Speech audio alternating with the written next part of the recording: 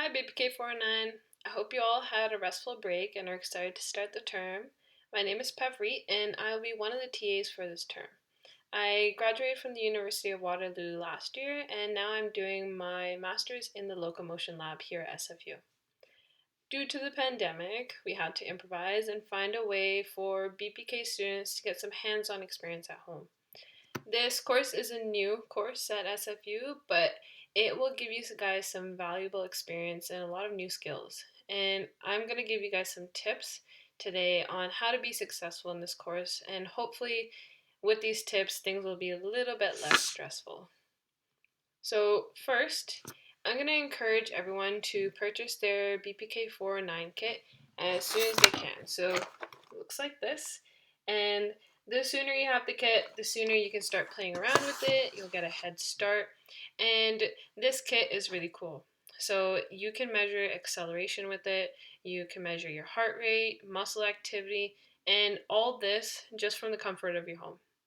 So I really encourage you to get it sooner rather than later so you have more time to work on it and get to work on your first lab. Second, I'd recommend that if you're scared of coding or you've never coded before and you're a little bit nervous, you should try to learn some basic coding before the course begins. So this course will require you to code in Python, which is a popular programming language. And because many of you guys have a science, physiology type background, you probably won't have had much experience with coding. But you really shouldn't be too scared of coding. There are tons of resources on the internet available.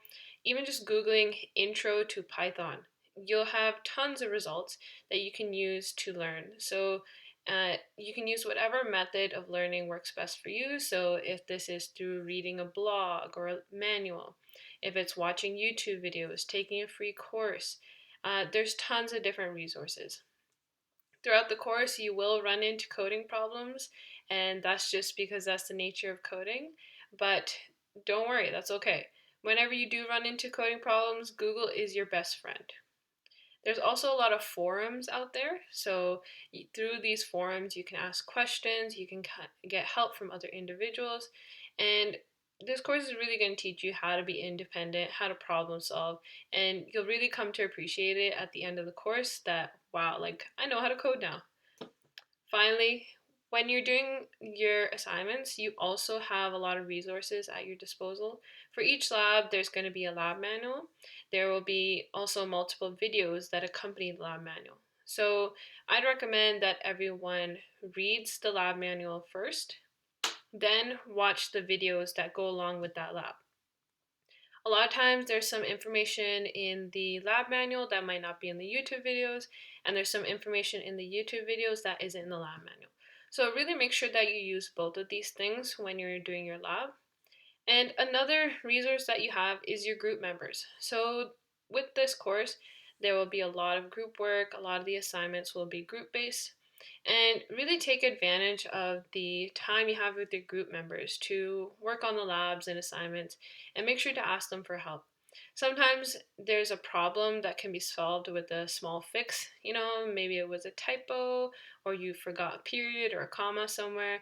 And if you work with one another, usually someone else will spot these differences that you might not have noticed. So, really recommend working with your group.